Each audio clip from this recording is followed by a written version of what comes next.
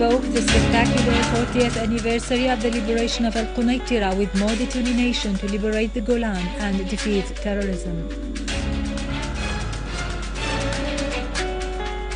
Syria says the reports circulated by the enemies that what is happening in Iraq is a revolution is nothing but part of a misleading campaign to partition Iraq.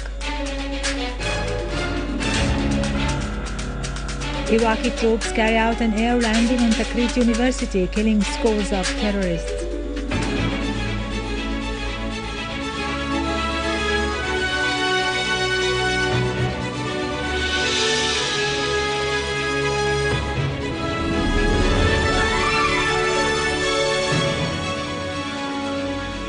Good afternoon, ladies and gentlemen, and welcome to our news for today. On the 40th anniversary of the liberation of al-Quneitra, the people of occupied Golan proudly commemorate the occasion with an overwhelming sense of honor and dignity, looking forward at the same time to the full liberation of occupied Golan. The 26th of June 1974 was a historical day, the date when the late leader, President al-Assad, hoisted the Syrian Arab flag over the sky of Quneitra after liberating it, announcing the great victory brought about during the October War of Liberation. The Syrian people in general and the inhabitants of Quneitra Governorate and occupied Golan in particular invoke the spectacular moments of their victory over the Zionist enemy and the return of Quneitra to the lap of the homeland Syria in 1974 with increasing confidence in their country's ability to confront the conspiracies which seek to deal a blow to Syria's stand of resistance against U.S. Zionist plots in the region. Since its liberation, the city of Quneitra has remained a witness to the barbarism of the Israeli occupation forces, who, in the wake of the ceasefire announcement, deliberately destroyed mosques and churches and demolished schools and hospitals in flagrant violation of international norms and conventions. Quneitra will remain a symbol of steadfastness, survival and challenge of the Zionist occupiers, as it is today standing up against the gangs of takfir and ignorance who have been receiving support from the Israeli occupation authorities.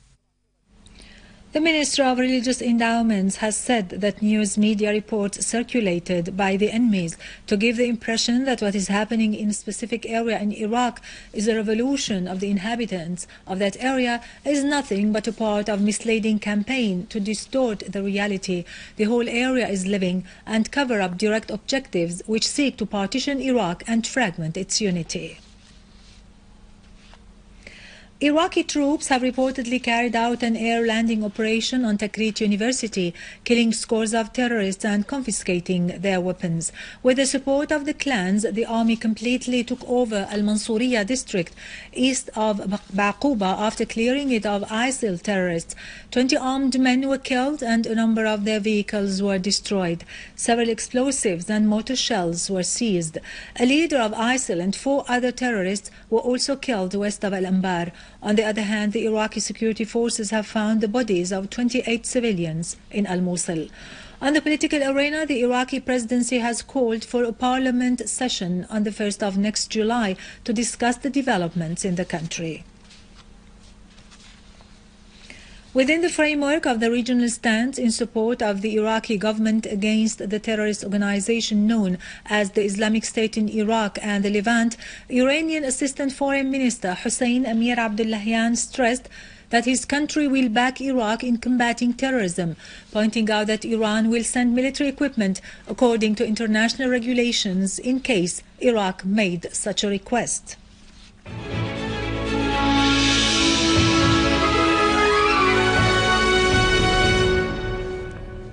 Welcome back. Syria's permanent representative to the UN, Dr. Bashar al-Jaafari, said that acknowledging the real causes of any humanitarian crisis and finding solutions to them represent the first step towards solving it. In a statement during the meetings of the Economic and Social Council session devoted to discuss the humanitarian affairs, al-Jaafari stressed that some UN member states do not seem willing to find a solution to the crisis in Syria and that they reject to acknowledge the reasons behind its spread. He clarified that some of these states are directly involved in fueling terrorism, pointing out that the economic measures imposed on Syria represent a major reason for the emergence of the humanitarian crisis in the country and caused it to be more aggravated in several areas. Finally, a suicide explosion took place yesterday night inside a hotel in al-Rawsha area west of Beirut, causing several injuries. The Lebanese National News Agency said that the explosion happened when Lebanese security forces broke into the hotel where two suicide bombers were staying, pointing out that one of them was immediately killed after throwing his explosive belt at the security forces, injuring three of them. The second suicide bomber tried to escape by jumping from the balcony, but he was arrested after sustaining minor injuries. The two bombers were planning to blow themselves up at crowded areas, and news reports suggest that they may be affiliated with the terrorist Islamic State of Iraq and the Levant.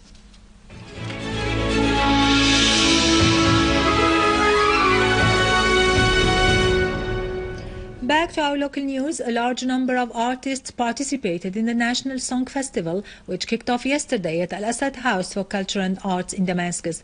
Many musicians, singers and artists took part in the festivity. The opening ceremony started with a minute of silence in honor of Syria's martyr souls, followed by the national anthem played by the Syrian National Symphony Orchestra. The audience accompanied the participating artistic groups in chanting the anthem. A panorama of Syria's ancient and modern history was presented. Prime Minister Dr. Wael al-Halaqi said that the Syrian national song has always embodied the values we have held up throughout history, particularly at this stage Syria is passing through, during which the Syrian people have proved their love for their land, their adherence to their own habits and traditions, and their cohesion with the Syrian Arab army and homeland.